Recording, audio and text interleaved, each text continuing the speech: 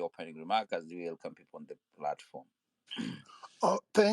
Thanks, Hillary. Once more, I welcome everyone to the spaces. I see also Professor Kivutha Kibwana. If he would like to speak, we would be more than welcoming him to come and speak. I welcome Kasmuel, Makoure, and all the Gen Zs on the platform. It is Kasmuel and his colleagues and the heroes that died that have inspired not just Kenya, but the entire African continent and the entire world with their bravery, with their clarity and eloquence.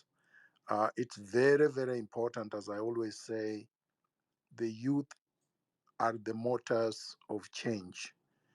And we have seen it in real time in Kenya for the last 1 month. It's quite inspiring. I wanted to say a few things preliminarily.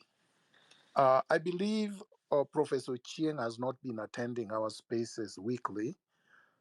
This point has been made repeatedly that when we say Ruto must go, we don't mean Ruto the person.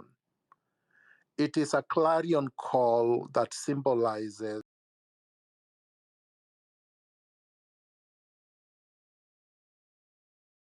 the removal of Ruto the person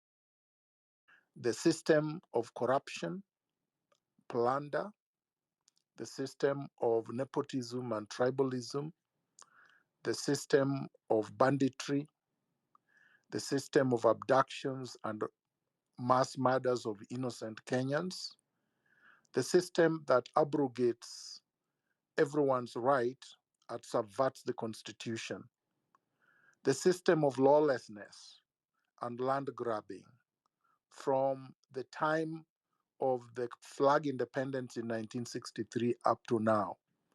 They are institutionalizing this system. That is why, actually, when Ruto was put to a corner, it did not take long for Raila Odinga and his cohorts to come out of nowhere to start propping him up.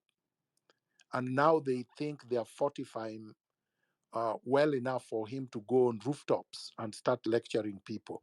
I can see the arrogance that was there before June 25th has actually returned, with David Ndii and the rest going back to insulting Kenyans and the Gen Zs.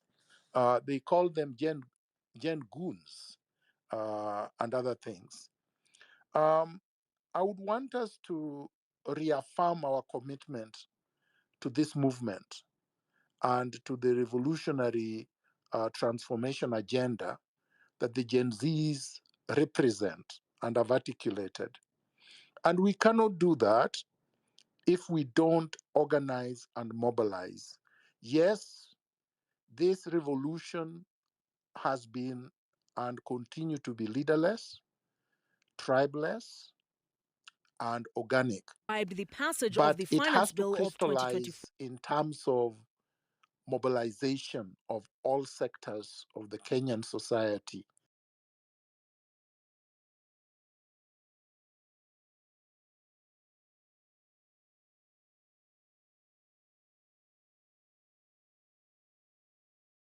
As many people as possible.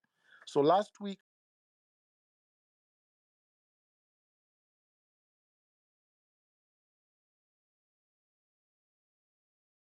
these permutations of the movement so that we can win. We don't want to wait for 2027. It would be a tragedy if we allow this cabal to continue to be in power up to 2027. Kenya will be no more. Because as it is, they have already bankrupted it. So I think if people wait until 2027, Kenya will be waiting for burial. So the ballot is not a revolutionary pathway in a neocolonial state. Kenya is a neocolonial state controlled not just by the cabal who are domestic, who live in Kenya and operate in Kenya, but by the Western imperialist interests. So election is just a choreographed coronation of the cabals. We recycle them, one faction after another, but the system never changes. What they do don't change. Our interests and our rights don't change. And therefore, it would be an exercise in futility to wait until 2027. So I have seen people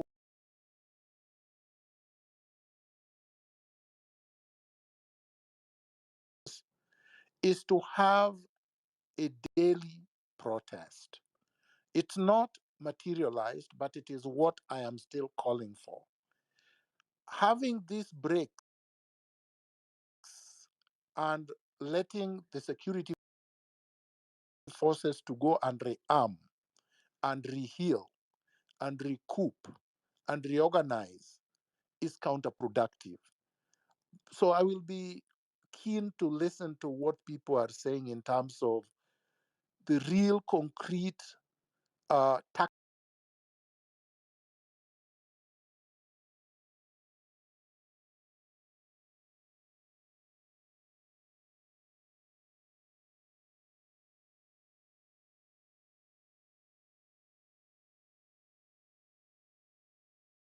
What do we need to do logistically?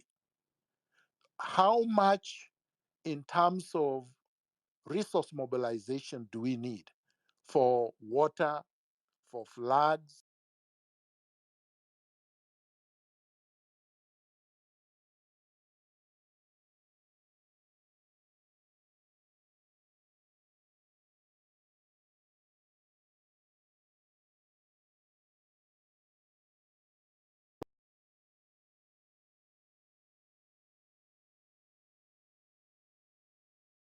So in Kenya, we are lucky that we have a more broad-based mass of people who are disguised because of the reservation of 50% of jobs for veterans, minorities, and people with disabilities.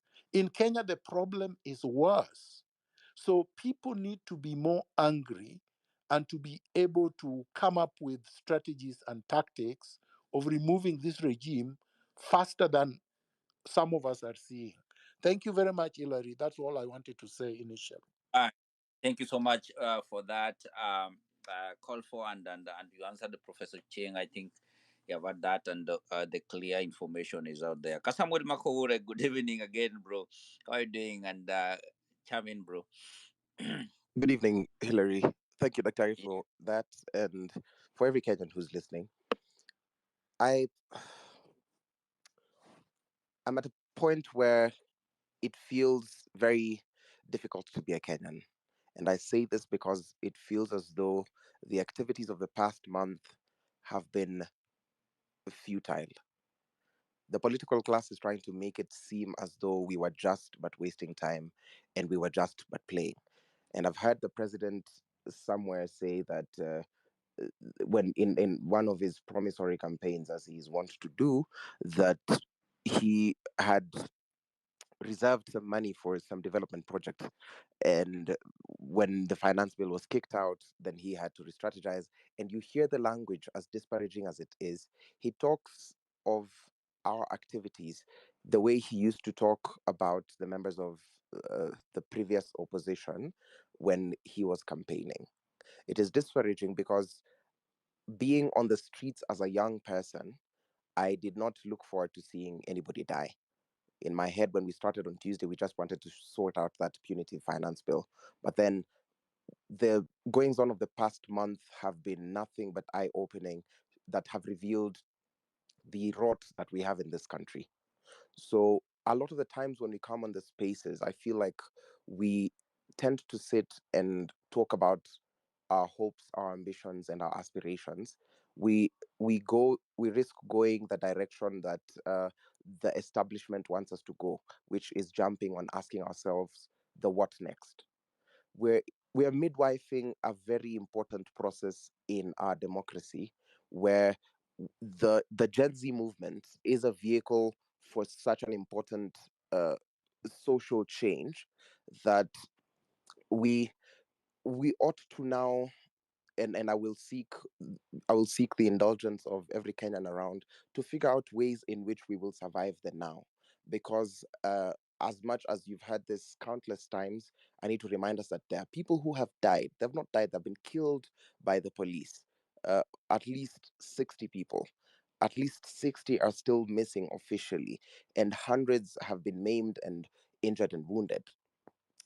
It's, I think, what I would love us to think about, what I would love us to steer this conversation towards is what are sustainable ways for us to effect these kinds of changes? What are sustainable ways for us to ensure that when we say Ruto must go, when people are paid on the roadside, it does not demoralize us? Because you'll realize that the state has all the weapons, it has all the money, it has most of the influence, but we're at this uh, tipping point where the people have reclaimed their sovereign powers and we are exercising it. And yes, we are seeing through the balderdash that the political class is clamoring to instill in our brains, and the fear that they're trying to instill in us, the brutalization, the criminalization of our rights, the criminalization of us being able to have a flag and us being able to have a voice. And I was talking to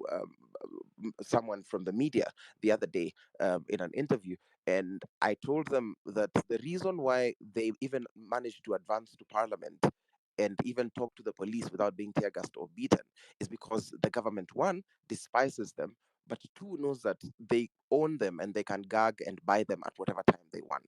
But as young people, even if you are a group of 10 and you gave a whole month's notice, you still will be met with heavy force. So I think if you're a young person and you're a part of this movement, I think what we need to be doing is asking ourselves, how can we sustain this in a way that it does not seem as though we are pursuing selfish interests to fellow Kenyans, not to external powers, not to the powers that be, but to fellow Kenyans. How can we continue with the civic education? How can we help the people in our communities and societies to understand that this is exactly what we're clamoring for? Because the government is hell bent on misinforming. You've seen what the bots and the bloggers are consistently doing, trying to paint this movement, trying to tarnish its name and infantilize it. I think it's very important for us going forward to see how can we sustain the momentum in terms of education, in terms of us mobilizing in communities, in terms of dealing with the infightings that we are seeing, in terms of just rising above sweating the small stuff. Because if I believe that this change will be made. We are at the point where we will midwife this change. And for me, it is very clear. It's as clear as day that we can change the system. We can change the status quo as it stands only if we believe. And I'm just imploring you that don't fear, don't be afraid. When we talk about what are some of the ways in which we can ensure that it is a success, what are some of the ways in which we can track our progress in the mobilization that's leading to Nane Nane? What does that symbolize? What does that stand for? What are some of the things we can consider to do to ensure that we do not lose more lives? What are strategic places we can congregate and gather? How can we also ensure that we have leverage over this oppressive regime that we have? I think I will stop there for my opening remarks, and then I will chime in a little later as the conversation advances. Thank you. Thank you so much, Samuel, and thank you so much for that. And we appreciate the work that you're doing and all the Gen Zs that on board and what they're doing. Tony Gachoka, I see you on board. How are you doing? Good evening. Good evening, my brother Hillary. Yes. All right. What is your take? Welcome to the space. Well, the first thing I want to tell Kenyans is that, war is a series of battles. And if you are in a war, you must understand that you will win some battles, you will lose some battles. Some of them will be neutral, some of them will be devastating, some of them will have to be repeated. If you look at the history of war,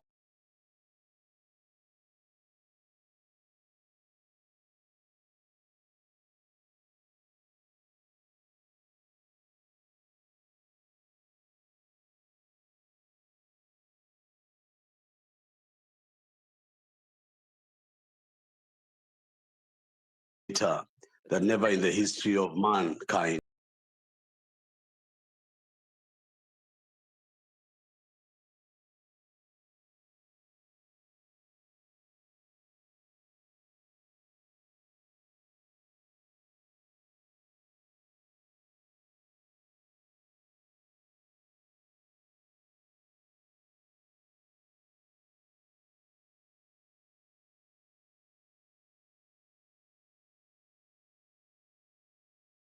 so, Hillary, we are reaching a point of reckoning.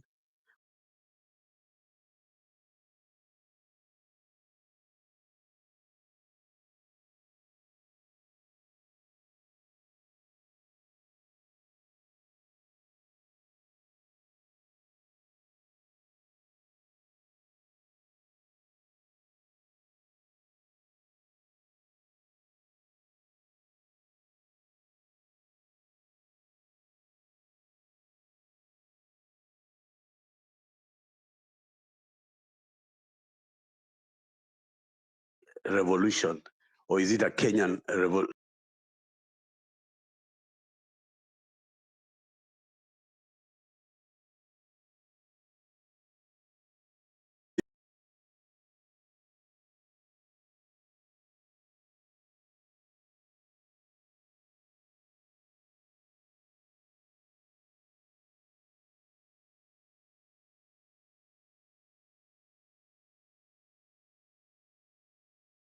Prince must have half skill and half fortune.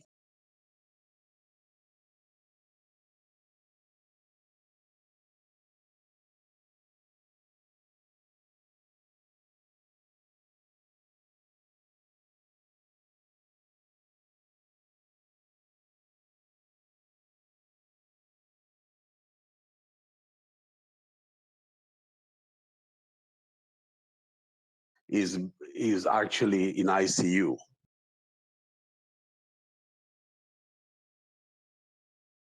That the tax regimes that he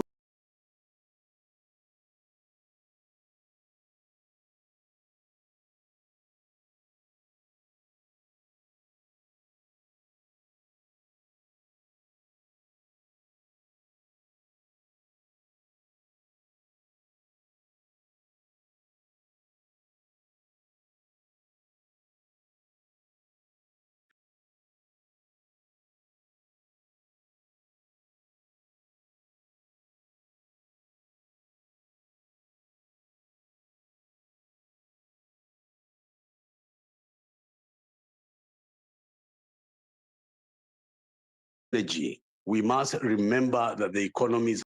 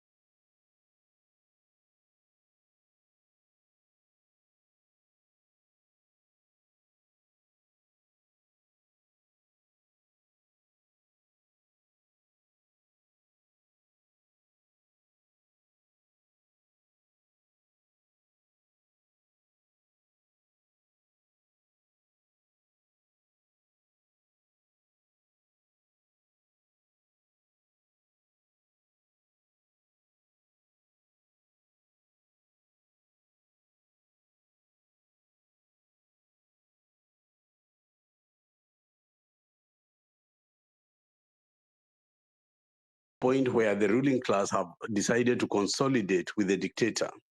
But I want to remind this country that Africa has had worse dictators. I remember Dr. Idi Amin Field Marshal.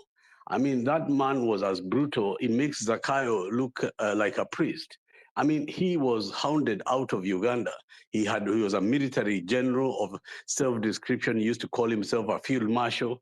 He used to kill and maim Ugandans, at will. But they were able to overcome him. Samuel Doe, Kamusu Banda, Emperor Bokassa. Here in Sudan, you had the changes that came that people could not even believe a military general could be deposed in Sudan, which was, a functioning military state dictatorship. So there is no doubt that we can triumph against Zakayo using the economy as the backbone of this revolution and this struggle. But where we must go is to be able to allow these younger guys who are very vocal to also understand there is wisdom in age and experience. That some of us from the 90s have been through this kind of process when the Forum of Restoration of Democracy was founded by Jaramogi Oginga Odinga, Kenneth Matiba, and at that time, the former Mayor Rubia and others who were able to come together, Wamalwa Kijana and various other people from all over the country, Baramarawis from the coast. And those struggles in the 90s can be mirrored to the struggles today. Those guys were then the young Turks. And the issue was that at that point, we were looking for democratic and multi-party government. Now we are looking for economic emancipation. Thank you, sir. Thank you so much, Tony, and we really appreciate your ideas and also the match as you have the history and also the issues what we can do and the way forward. And thank you so much for coming to the spaces always.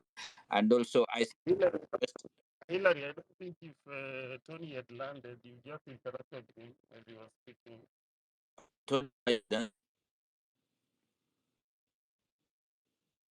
Yes, I was just going to conclude, but then you came onto the space. Okay, I'm sorry about that. Conclude, bro. Conclude. Yes.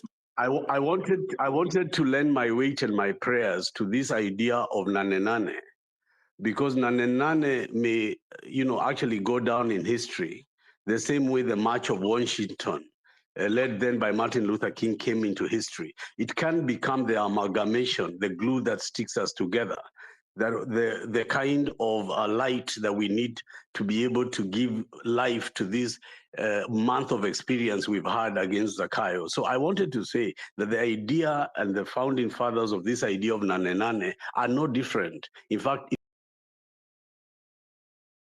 it is better well thought than when we did Sabasaba.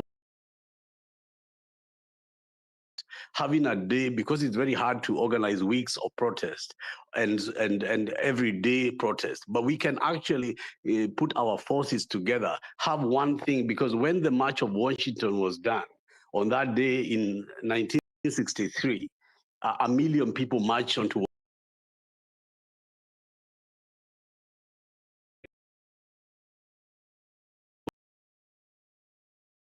this forum at this space. Then let's also have a target. Let's have D-Day. Let's have a day when we can say we are meeting with Zakayo and we are meeting with him with all our force and all our strength. And there is time to organize, and there's a time to raise the funds and the organization for medical camp, for whatever is necessary. How can we put that together? So as Kenya, we can come and make Nane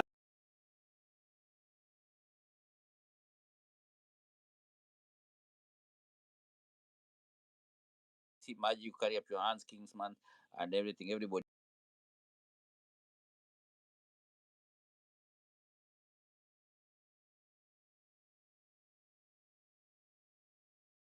keep our conversation clear as much as we can. Marge, I've seen your hand. Yeah, you can come in. Thanks, Hillary. Welcome everyone to the space. Listen, now more settled to speak. I want to take it from there. I had the position of Dr. Miguna. I'm hearing the position of Tony and also of Kasmuel and Benji as you come in. what are the concrete means of really achieving results? Because that is what the previous speakers are talking about, but in different tones. So can you share with us, you know, really the concrete, steps that we would need to take to make sure that the results are achieved? Over to you. Thank you very much, Maj. Thank you. Good evening, everybody. Hillary, the host, Dr. Miguna.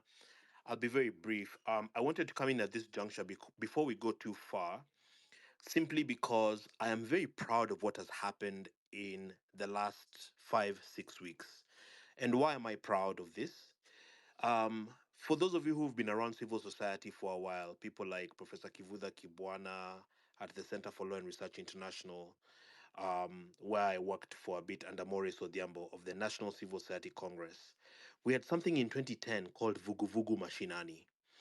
And I'm very much able to talk to a lot of folks, including relatives that serve in government. And one of the things that I've heard, the themes I've had in the last 3 weeks is what the president had asked is anywhere in Nairobi where you see 100 people, 100 people, can the intelligence try to find out where is the transport for these people coming from and where is the lunch allowance? Because this is also how NGOs operate. Remember, we're living in a society, Marge and others, where we have very serious manufactured poverty. Kenyans live on this thing they call less than $1 a day. It sounds like a statistic, but it's very real because hunger is real. Food is so expensive. There are no jobs. Under Moi, we destroyed all the industries. And that is the result now in the economy where people are literally that desperate. So when they're not really finding this was very disturbing. And this is also very encouraging in the sense that having attended the protests, I can testify that a lot of the people that came, young ladies, campus people, people looking for work, even people in private sector that were able to get offs. Because it was so genuine, I remember being on Standard Street near Trattoria, and the restaurants were just throwing water to us to battle tear gas. Um, Remember the first days Java feeding people, etc. And so this has been a very big shock to the government. In a country where people think more selfishly, where people, it's very difficult to mobilize even 100 people. Why am I giving this background? I'm giving this background because, by the way, Tony Gachoka was referencing the Battle of Normandy. This was, I think the casualties there were something like 700,000. That's what Winston Churchill was talking about, just the grit and the valor, that came with this war.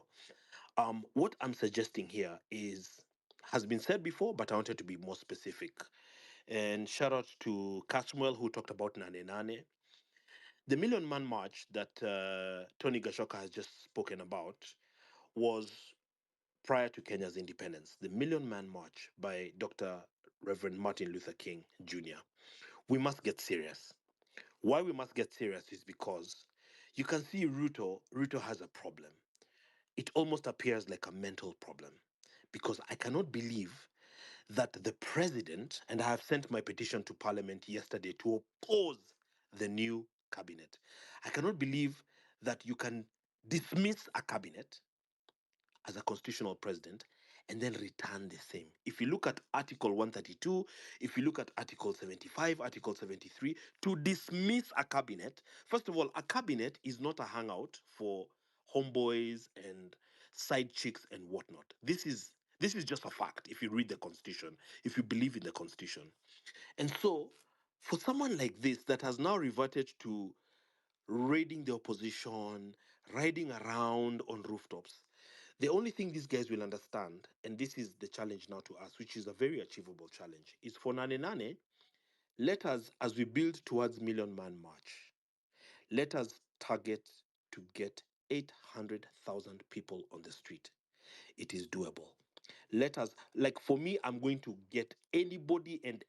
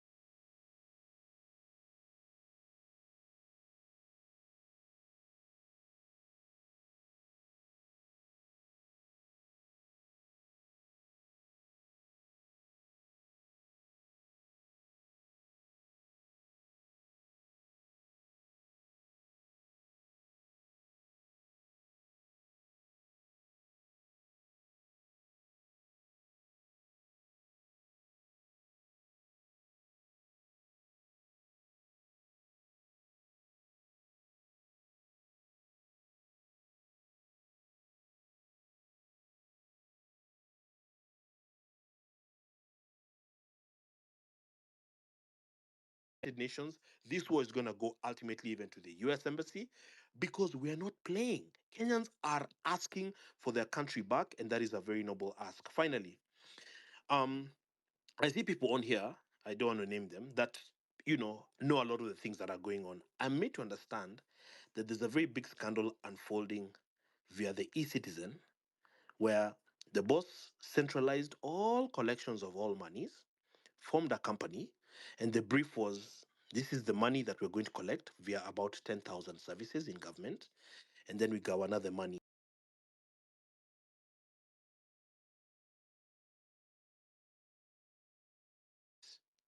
And then three to development. And we know that there's a lot of theft going on. So my question is where is the money? This money being stolen, because I saw a British Prime Minister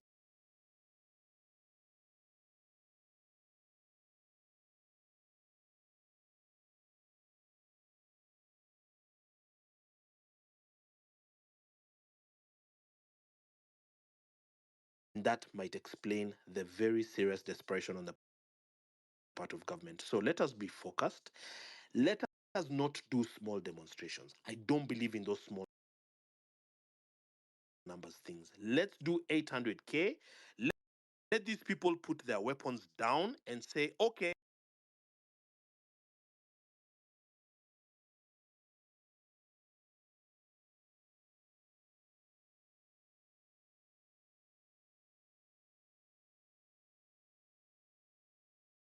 guys here, 37 guys here, 140 guys on this side, etc. Let us consolidate 800,000 people in Nairobi. Let us march to KICC and fill it and Uhuru Park, and we stay there. God bless Kenya. Thank you very much indeed. Thanks so much, Benji, and thanks everyone who's listening. As we proceed, I would like to bring on board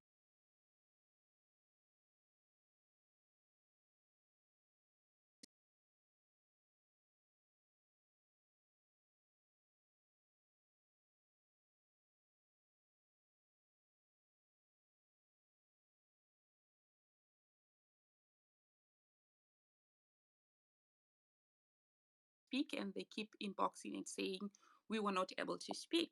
So, for the sake of fairness, if you're still waiting and you've been able to speak on the panel the past 2 to 3 times, kindly allow those who haven't yet had a chance to also have a chance to speak. Chika Freak, over to you.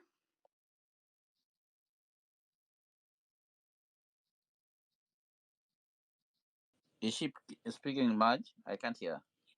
She's opened her mic, but I cannot hear her. Chika Freak, are you able to hear us? Okay. Okay, as we wait for her to settle, Dr. Majus, kindly proceed 2 minutes. Thank you, everyone. Thank you, our speaker today, Miguna and Makoure. I have some little to put across. Things have been said here. I heard Dr. Miguna talked about how we are going to do an overhaul, including the old politicians, if I put it in a simple terms. So I will ask him on that. By the time he will be responding, to tell us, we here to build more enemies because we are in a war, guys, that people are planning for us. People are regrouping and want to make sure that we go nowhere. That's why you see a big coalition now. Raila and the president is now in one language. And if you do some analysis since the nomination of the new cabinet, people are speaking a different language. There are a good number that is speaking against the Gen Z.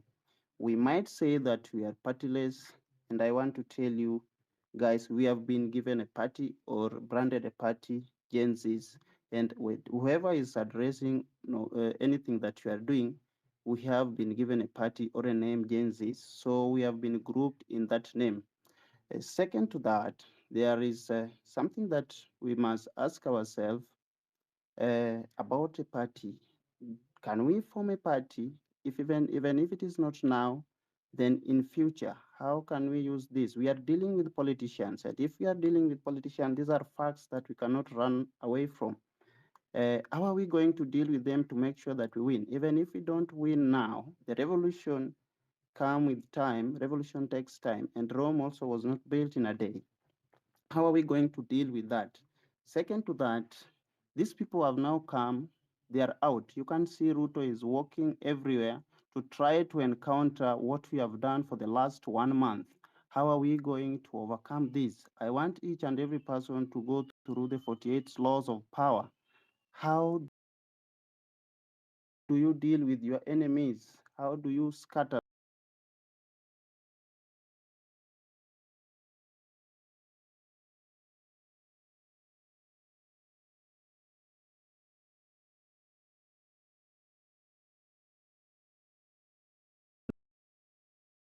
Focus to the parliament so that we weaken parliament. Hello? Maj? Dr. Mijus,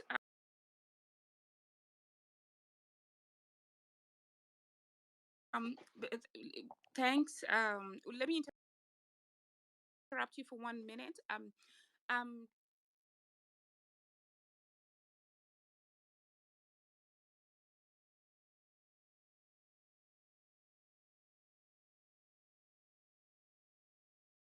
more minutes to go. So,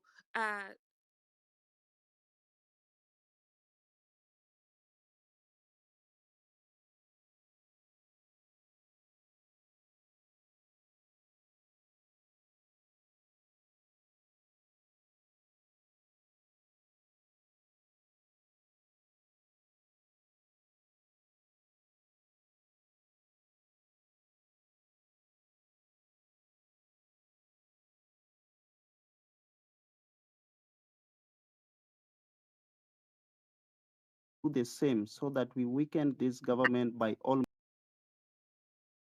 means. Maybe reaching the state out might be somehow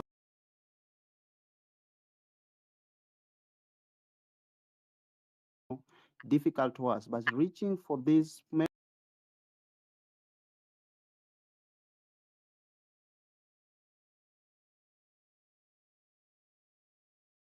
the next.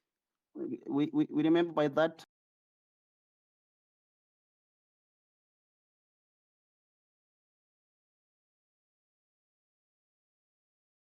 votes from all the way from the MPs to the president. And again, that's what the Kenya Kwanza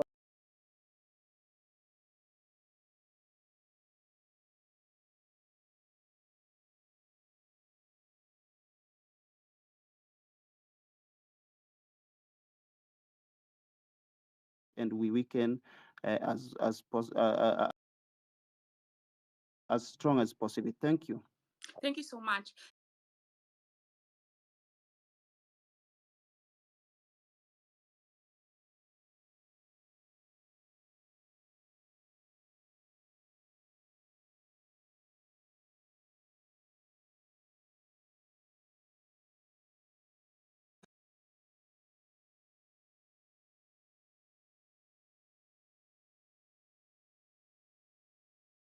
Speak, Susan Jefferson. Okay, if you're not able to, let's go to Chica Freak. Chica Freak, can you please unmute your mic?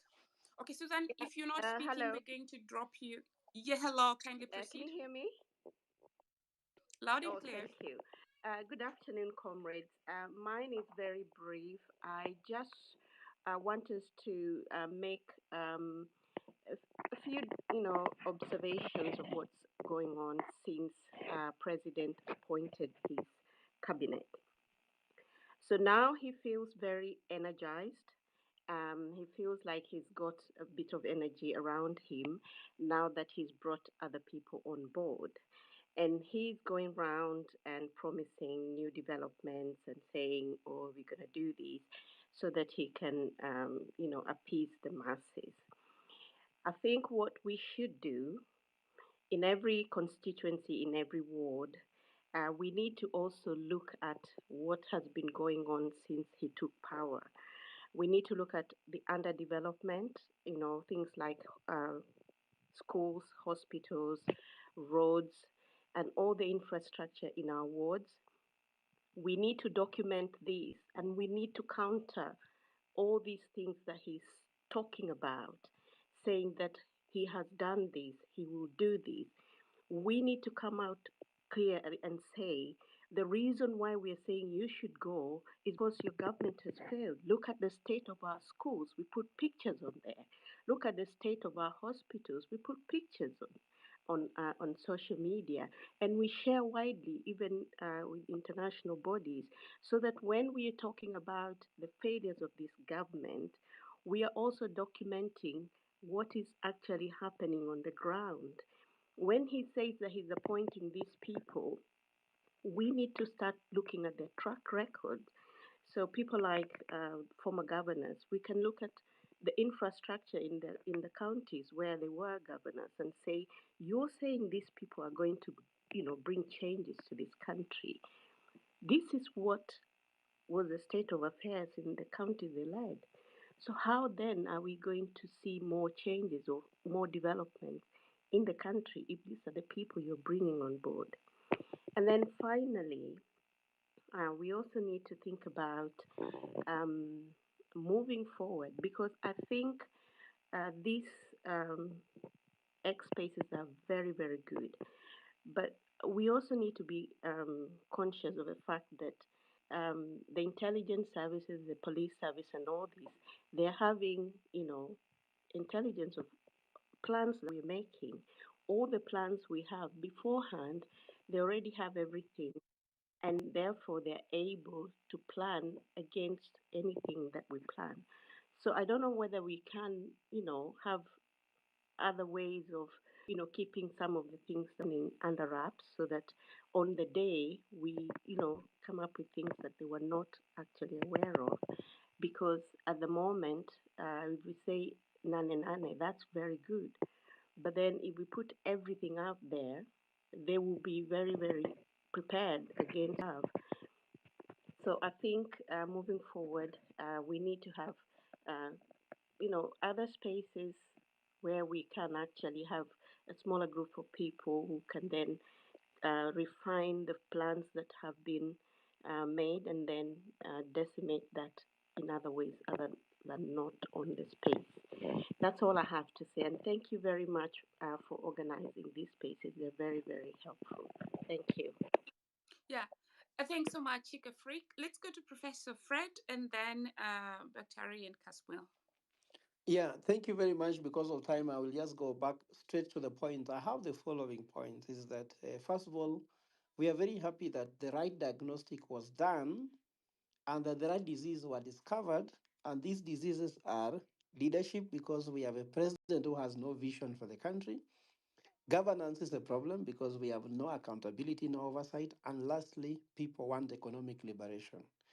So broad-based government is not the medication for that problem. So we won't care.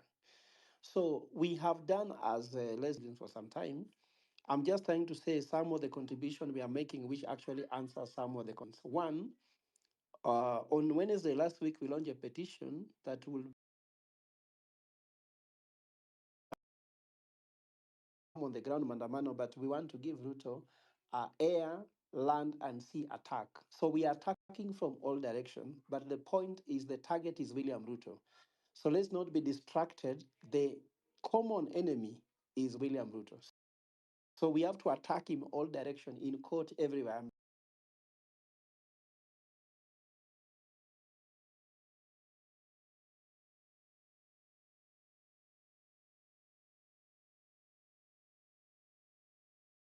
For prosperity and also prosperity.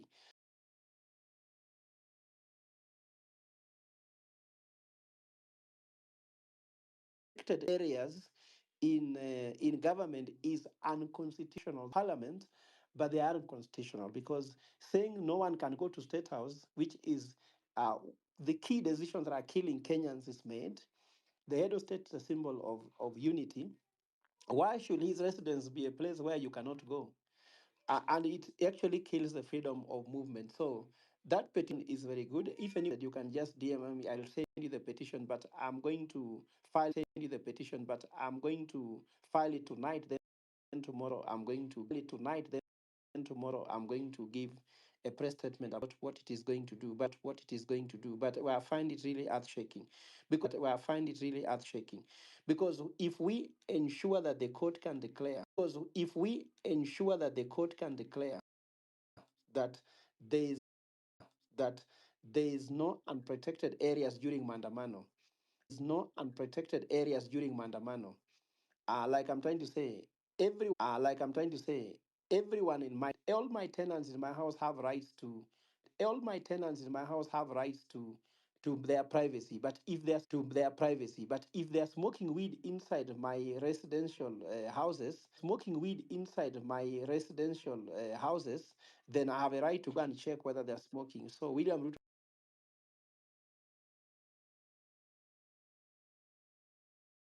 we have not done well because we are allowing the media to be the one feeding us with current affairs.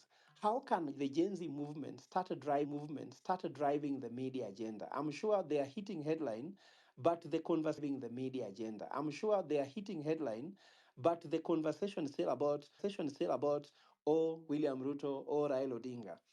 I'm sure that there is a need or William Ruto or Raila Odinga. I'm sure that there is a need for us to come with a media strategy to start now directing the conversation around what we are trying to do, even defining what Gen Z is all about, not them trying to define us on their own ways. And I'm trying to say that what we need to do, if I now respond to what Miguna and Kasmuel was talking about, we have to sit down and diagnose properly what is keeping Ruto in power, not his cabinet for sure, not even the PSS.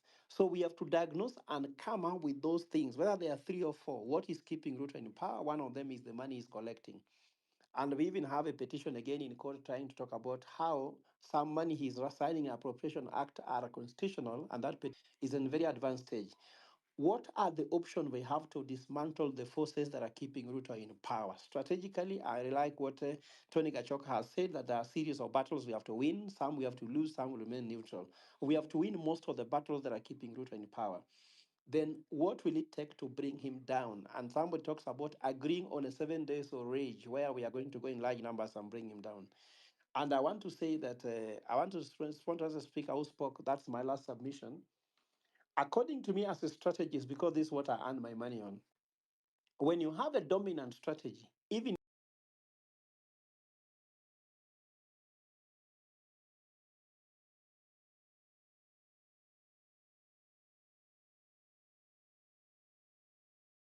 according to me, they have to know, but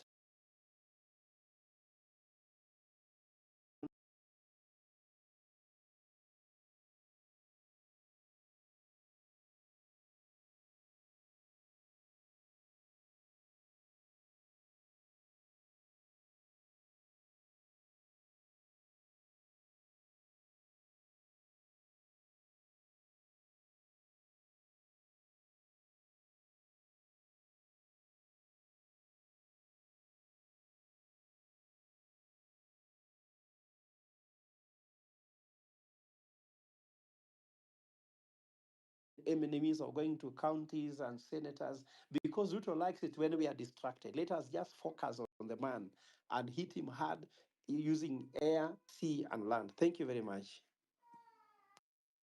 Thank you so much. I have one question to you before we proceed to General and Kasmuel. Just for the sake of civic education, would you kindly list all the areas that are currently regarded as protected? Back to you.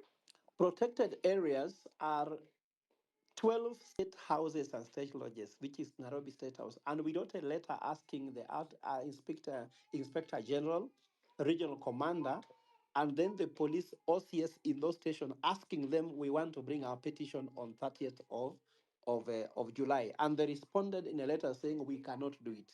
So we have gathered those affidavits we are taking to court to interpret whether they have the powers to stop us. The other one is Parliament. They say Parliament is a protected area, so you cannot be able to go. And all those things are all unconstitutional because they were passed through acts of Parliament. that never really had a thinking in the constitution we have in Constitution of Kenya 2010. The other ones we have them are just they can talk about the issue of vigilance house. They are just actually named in this act. But for us, we are targeting the 12 where we have Sagana, the one in Nyeri, we have Kisumu, we have Mombasa, we have Kitale, we have Kakamega, we have Nairobi, and then I think Kisii. So they are just 12, and we want just to ensure that they can be allowed at a proximal distance to issue a petition to the president.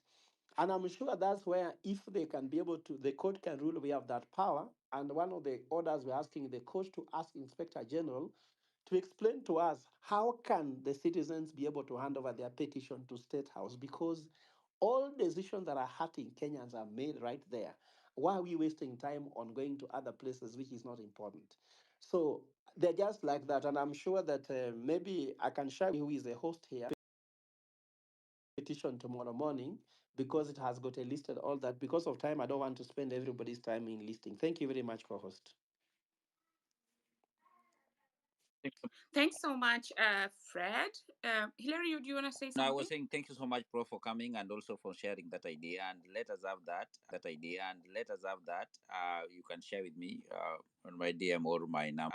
You can share with me on my DM or my number. Then we will see how to. Thank you so much. I've seen Prof board. Thank you much. Thanks. So let's let's give Kasmuel the chance to chime in. Then we go to Prof Kibwana, and then Prof Kibwana, and then General can also then answer questions that have been shared until now. Then we speak the next. Set of speakers. Kasmuel, over to you. Kasmuel, over to you. Thank you, Madge. Thank you, Madge. Uh, as we just keep on, uh, focusing on Nane Nane, because it is going to be, I think, Nane Nane, because it is going to be, I think, a declaration of a collective declaration of what it is that we believe in. I think it is important um, remind ourselves of why exactly we're doing this. We're not doing this as a recreational activity. We're not doing this. We're not doing this as a recreational activity. We're not doing this as an attention. We're not doing this because other countries are doing it. We're doing it because we feel like enough is enough in this country. We've seen that there's not. And personally, I'm not being gentle about the fact that these systems do not work. It's not about installing people or instituting people in offices that do not work, in offices is corruption, in offices which you do not have autonomy, where if you're not controlled, you cannot weak. That's why I'm saying it is very important for us to one come to the collective conscience, but also speak to the people on ground, because currently, as we're holding the spaces, the president is also holding if you listen to whatever it is that's happening on that trail, it quite literally is just a campaign, and it's almost as if it's trying to allay the fears of the people. But we do not have a problem with an individual, because even if we had a functioning if even if we have we remove an individual from office and replace him with a principled man, that would still be a problem. What we're calling for with this hashtag Ruto must go is a total overhaul of the system. We are not trying to have these broad-based conversations as they would have it, thinking in political factions, thinking of, we're just saying that this does not work. It is a total rethink of how we think of democracy and how we think of this country in terms of our independence. We still have a police force and not a police service. We still have corruption being the order of the day. We still have government official trading with their family members. Those kinds of things that we have said time without number are still going on. So as going to Nane Nane, part of what we need to remember is we are not just trying to do a thing. It's not a retaliation. This is a conceptualization of the future we want. This is a rewriting of history as we would have it. When the colonialists were here, the Mau Mau said enough is enough, and they forged their future. And the various revolutions that have happened throughout time. This is us saying, from today henceforth, this is a system that we will want to work. It is not, a lot of people are trying to make it look as though we want to ban the country. And even if you think about the comparisons that they're making, it's just comparisons to try and instill fear. You've seen a lot of people who wanted to take advantage of the movement now gain their voices. You've seen goons come on the streets, and abduct people and arrest and even beat and maim people. But you've also seen such enormous displays of confidence from various factions. I never thought that it is you could hold on to your comrade to ensure that they're not taken into police custody, into those tracks. I didn't know that it was not mandatory for anyone to be there. It's just that they have brutalized us and beaten, they want to beat us into submission and fear so badly, so that we lose our psyche and our collective desire for a better country. So if you're listening to the sound of my voice, whatever it is that we're doing is a total rewrite of what we want to see as a country. And I'm urging you not to give up. I'm urging you not to be afraid. I'm urging you not to feel discouraged because you're seeing that it seems as though some people are winning. Nobody is winning. We are saving this government from itself. People are trying to make it look as though we are trying to humiliate anybody. We are not trying to humiliate anybody. We're trying to say that we are tired of Kenya being compared to other countries. We want to write a story that works and functions for our country. So if you're listening to the sound of my voice, do not think that for a moment we are trying to oust a person so that we install a person that we love. No, we are inviting you to a total rethinking of this system. That is what we mean by Ruto must go. It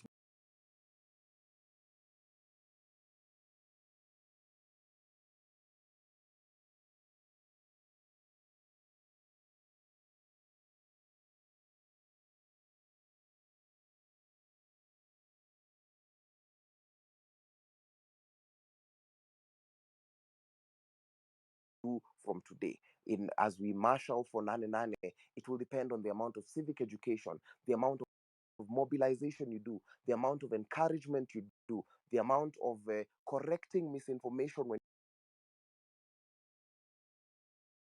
amount uh, of speaking to the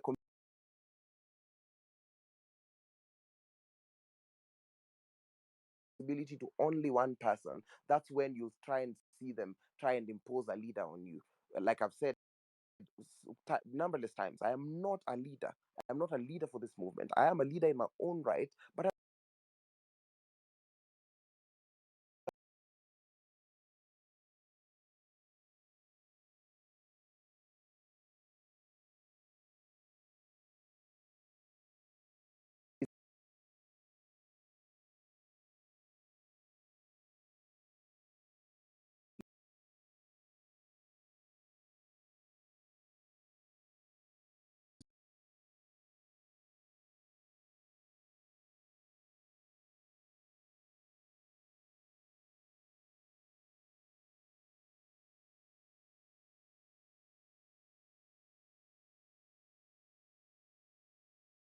Understand what you need or what you communicate. Question number one. And question number two, what would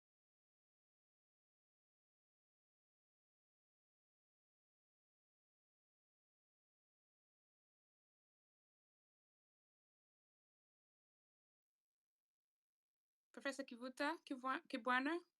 Oh, Kasmuel is back. Okay, Kasmuel, you dropped. But the question is now, I've heard what you've said, I've heard the points that you have really communicated. So now I'm just flipping it a little bit. So I want now your perception. What's your perception about how the other, especially the older generation, perceive what you say? Yesterday or the days ago, I was taught that I had a Gen Z come on a space and say Gen Z now means generation Zote. Yeah. But again, back to you. Do you feel understood? One. Two, what would be the 10 things, saying, now you can use, let's say just use Marge. Marge, I expect A, B, C, least even 5. Back to you. Thank you, Madge. I think the psyche of the people understand whatever the psyche of the movement is. It's it's just that it is out of the ordinary. When people hear change is going to come, we usually feel that change is driven by one person. We usually feel as though change is driven by one political party, and that is what has always been happening. We have always been in a situation of a false dilemma in this country, but this is a time where we're saying that yes, you people are clamoring and saying that you're making the changes, but it seems as though we are rejecting everything. And when people look at it, they say these people are ungrateful and whatnot. It's because people are forced into a false dilemma. Based on the people I have met, based on the conversations I have had with people on the ground in terms of civic education, because I believe this thing we have to do it everywhere, on the front of the protests, in the media, and more importantly in the communities.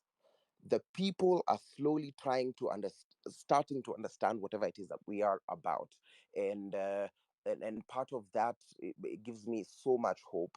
But then, if if we all do not play our parts in being very vocal about this and owning this, if we allow ourselves to fall back to the traditional false dilemma that we always are, and we're like, so only one name has to rise out of a movement, we run the risk of cheapening what this thing is. Because even if you see whatever is happening currently, people are trying to shift the conversation from the issues to individuals. And I'm very that the people understand, they understand this, but also the government is doing, and the establishment, if I may, is doing its best to ensure that people are still misinformed, and people still they're trying to make it look as though it's government versus opposition. And even if you see the way people present the wording, they're like it's anti-government or whatever, those kinds of things. But luckily the people are kind of seeing through the ruse. It's still work in progress that needs to be done,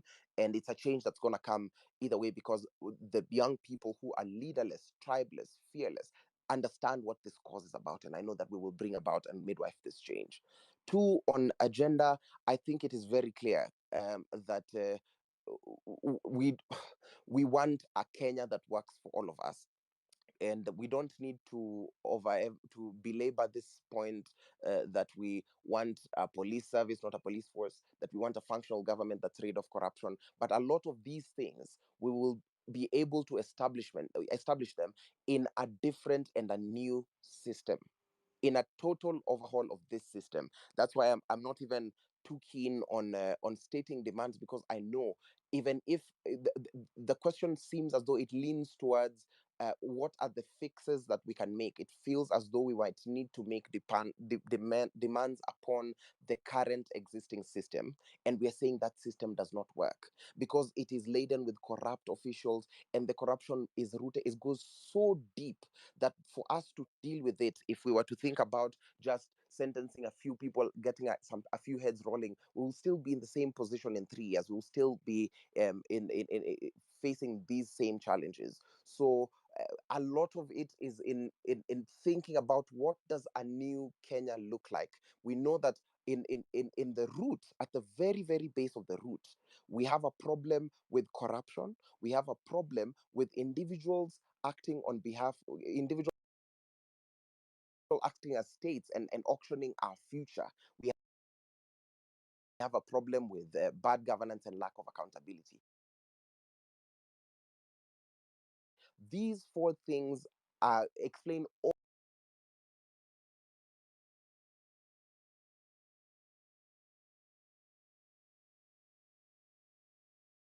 what governance looks like, what public healthcare looks like, what finance looks like, what debt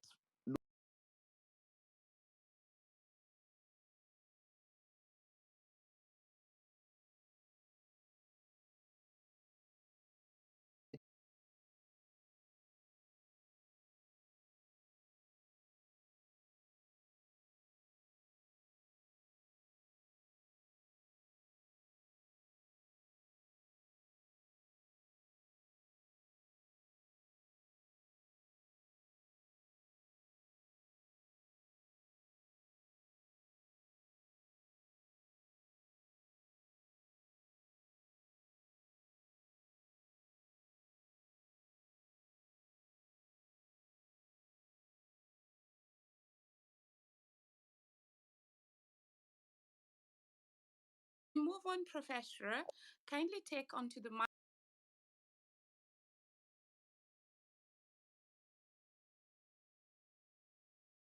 assumed to be, trying to make money, and then there's something like, paid activism. So, how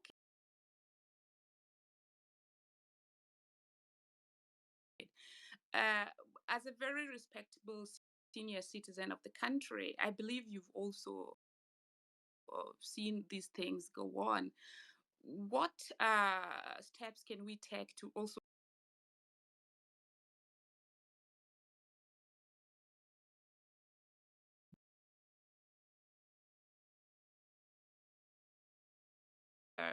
magnet and all hell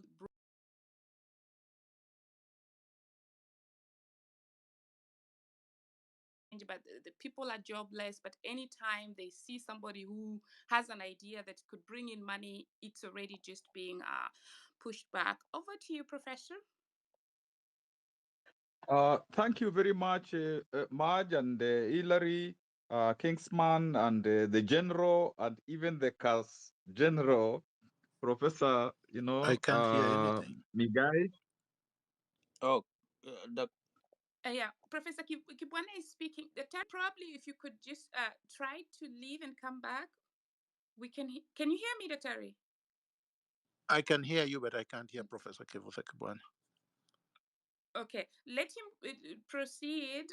If after 1 minute you can still not hear him, then kindly leave and come back. Back to you, Professor. Yeah, can you hear me now? Yes, we can hear you, but Okay. General cannot hear you. Dr. Miguna, can you? Yeah, okay. Then he's just left. He's coming back because it would be really unfortunate if he cannot hear you the whole time. Let's hope he will then hear you when he comes back. Kindly proceed. Yes, thank you very much for all colleagues who are on this space. I think, first of all, I wanted to say, because I know there is a time constraint, but I wanted to say we must emphasize to the young people that they have really done us proud, because there is an attempt to demoralize them, to make them appear as if all their gains have been in vain. And I think there is one of the papers where I saw their work being characterized as Pyrrhic victory, a victory without victory. They actually forced the president to dissolve the cabinet of his choice. They forced him to withdraw the finance bill, even if still that is not clear what exactly is happening afterwards. But in other countries, when you withdraw a finance bill, you actually resign. They have gotten the opposition and the government to come together. Otherwise, if it was not their effort, these two groups may not have come together in the way in which clear that they have come together. They have told Kenya that we must detribalize ourselves and be tribeless, and began to put in the mind of Kenyans that fundamental change is possible. So I think we need to emphasize that these young people have done not only Kenya but Africa proud, and they are even being kind of copied elsewhere to bring about the fundamental change that we are thinking of our country and our continent.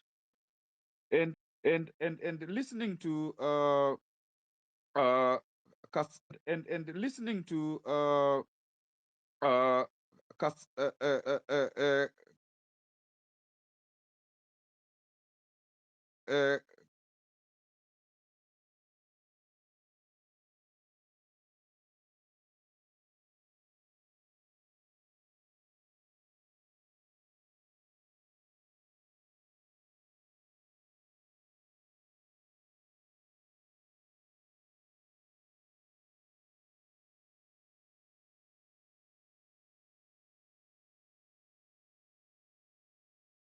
conversations, and in these spaces, uh,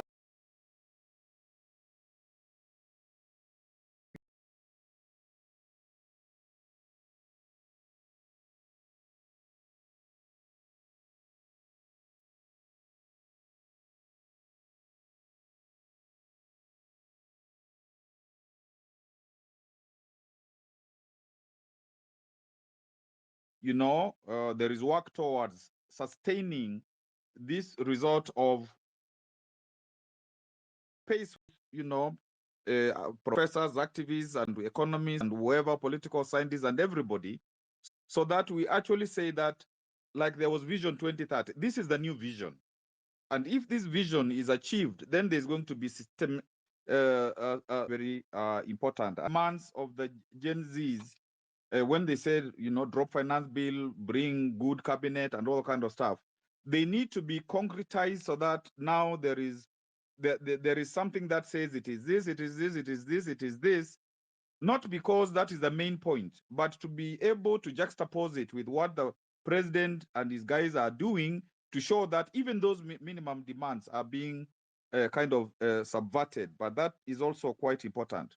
And I think as we conclude, there has to be now focus, like implement the constitution, not mutilate it, because already we are hearing of another BBA, another NADCO, and stuff like that. That's a very important thing, because they are trying to look at how do they get prime minister, deputy prime minister, those positions, so that they can do their coalition now and share positions ethnically. So implement the constitution, not mutilate it.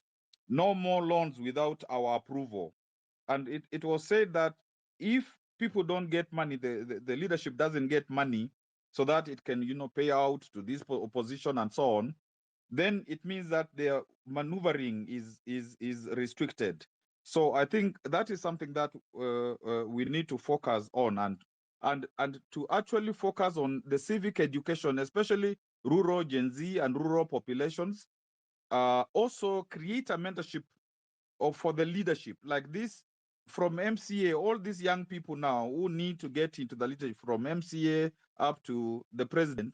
And I think that this debate, that this is not just a Gen Z movement. It is in their totality, but it is Gen Zs and progressive forces. And I really like what somebody said about ZII and Zote. So that it is who began it for all. I really like that. And finally, I think the Gen Zs must give the other generations the authority to be part of it, so that the other generations don't keep away saying that we think we are usurping what you are doing, so that when people are coming to participate, they feel that they are supportive, they are not usurping anything, they are broadening what has been begun by the young people, and then, so that the Gen Zs, the progressives, everybody feels that those who want better for Kenya, better for our young people and everybody, are comfortable to continue. Thank you very much. I'm sorry, I must have done more than 2 minutes. No, that's all right, Professor, because you're actually giving us your wisdom, so that's really perfectly welcome. Yeah, so over to you, General. Thank you very much, Maj. And I thank Professor Kivutha, Kibwana, and Kasmuel, um, um, Tony, everybody else who has spoken. I think that everyone has given very, very good ideas. I like it. I want to request the whole co-hosts to probably push NATO and Jerotich up there, because I see them down there. They were supposed to be speakers and I don't see them up. But that is as I continue. I want to focus on some of the questions that were asked before I make comment. Um, whether or not there is something that we can do about the media to make our message, or the movement's message. I say our because this movement clearly cannot belong to any generation.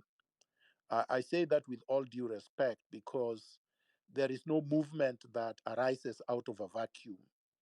All movements arise of social conditions that exist and that have existed historically since Kenya was created or was founded, and that throughout history, Kenyans have struggled for the same social issues that the Gen Zs are currently battling with.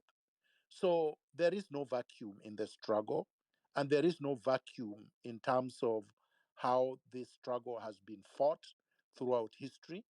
I was talking with Kasmuel yesterday, and one of the things that we discussed was there were victims in 1963, 1964, throughout history up to today. So when we are talking about justice for the victims, we cannot only just think about the victims of June 25th. We have to think holistically, historically, about all the victims. The Pio Pinto Gamas, the Adguis, and more recently the Musandos, and the ones who died in 2018 when I was arrested, and the youth actually were demonstrating on the streets, and many were shot dead. Those people have not obtained justice. Or last year, when ODM was doing maandamano and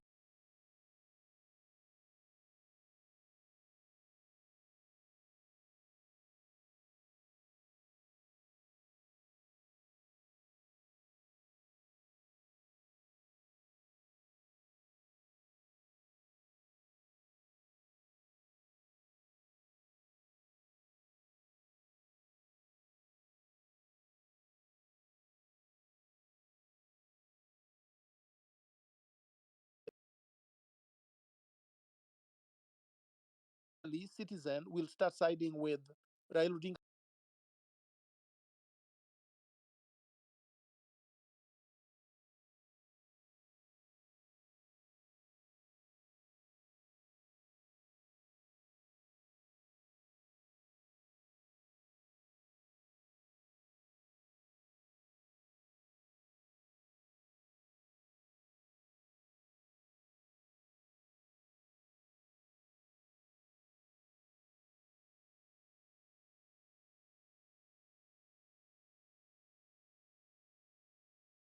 Great job so far, Larry Mado.